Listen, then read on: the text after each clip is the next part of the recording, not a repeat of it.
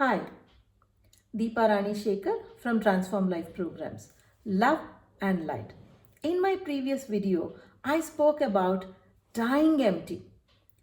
Today, friends, I am going to talk about someone who wanted to conquer and someone who wanted to go into nothingness. Let me start with a story. The great emperor Alexander, as he marched from Macedonia, he marched and conquered everything on the way. Well, we all know the story about Alexander.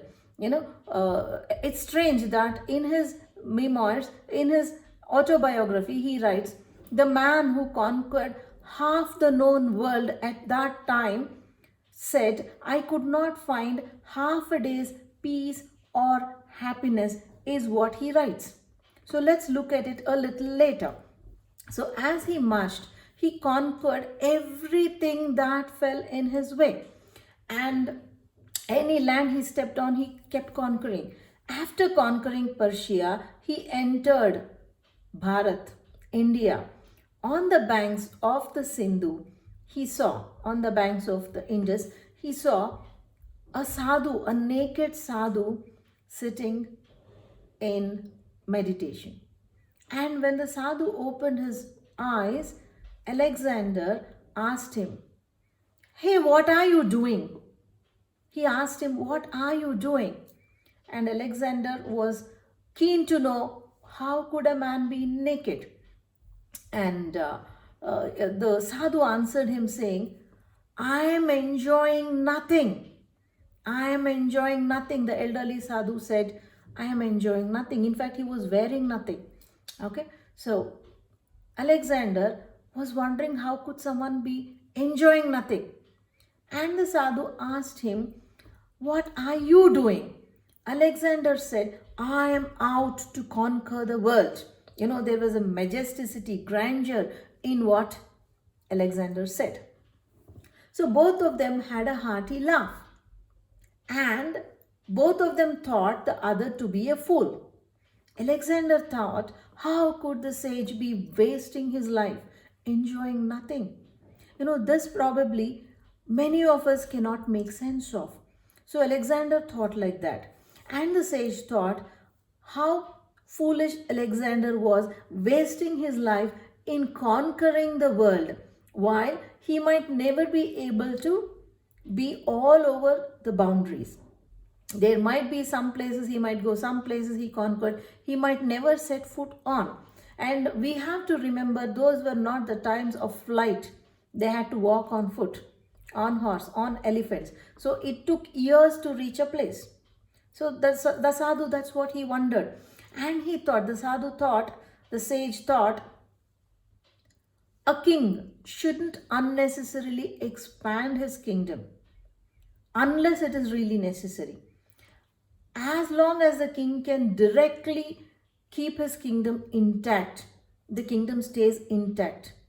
And the king, instead of expanding his kingdom, could have thought about the welfare of his people, added value to whatever they are doing, encouraged art, architecture, whatever talents they had, and whatever is what the sadhu thought. And in a way, he is true. The more they expand, they have to depend on someone else to take care of the kingdom. And that is when revolts and riots happen, and slowly the king, the emperor, loses his power on certain remote parts of the kingdom. So once a rebellion takes shape somewhere, the other place also slowly follows suit. So the sadhu or the sage was right in thinking that it's not wise for a king to expand beyond what he can handle. And he told Alexander, in fact, you could have used your resources to better the welfare of the people of Macedonia. And in answer to what was nothingness, the sage gave him an example. He told Alexander, do you see that I want to make my self wide? I don't want an existence. I don't want an identity. I don't want an ego. It was in stark contrast with what Alexander was. He wanted to leave a mark of his on every part of the world. If I have to tell you in a philosophical way, the best example could be Sriman Narayana reclining on Adi Shesha. Okay, Adi means the primal, Shesha means nothing, Shunya as it is called.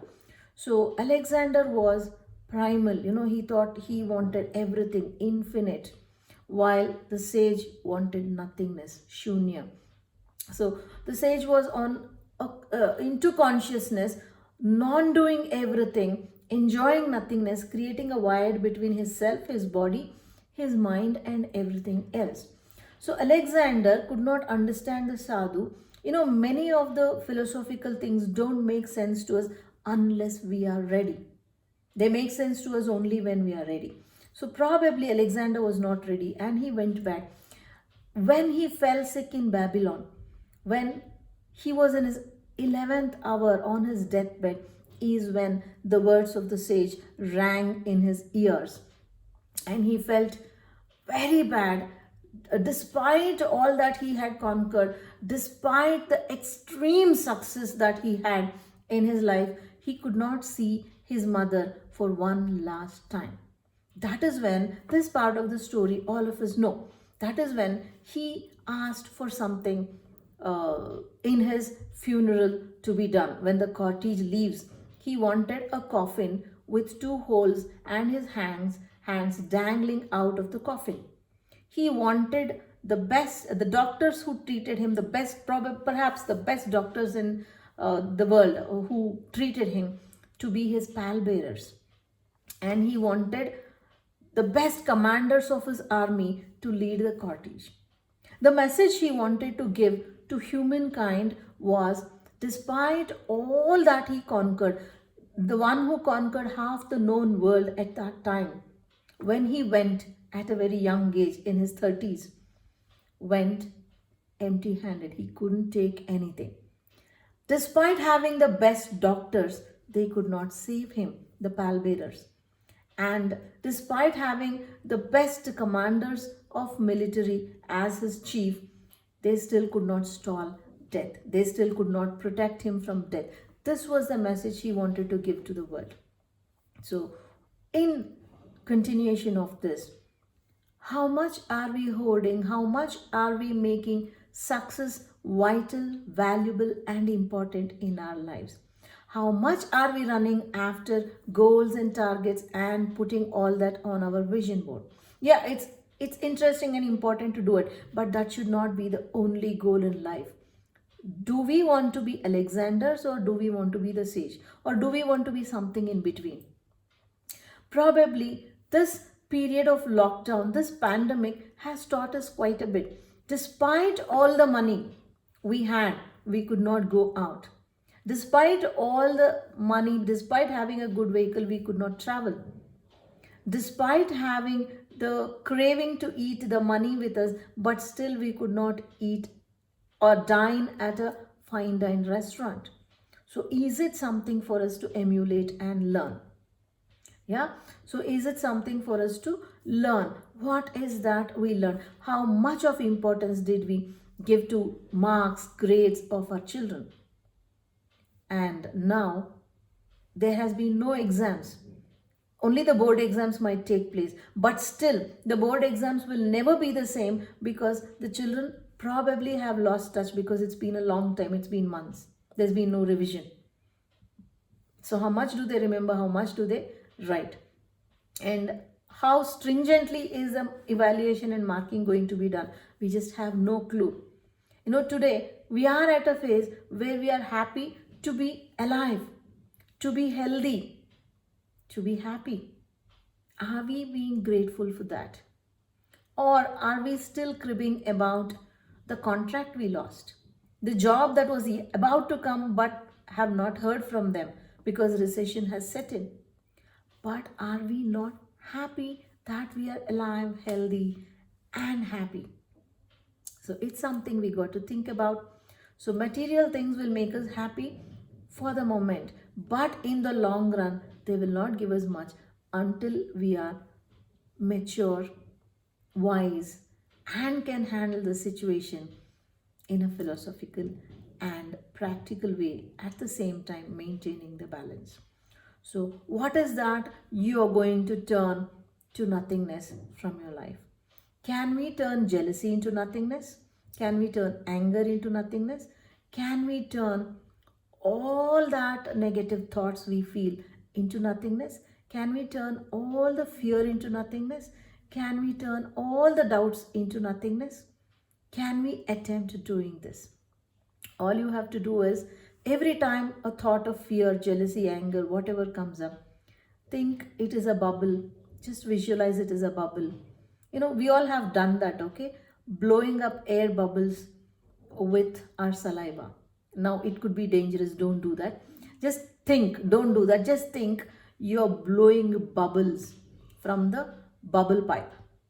You dip it in the soap water, and then when you blow it, it gives bubble. Think that all your fears, all your worries, all your jealousy, anger, everything is going up in the bubble pipe, like kids do it.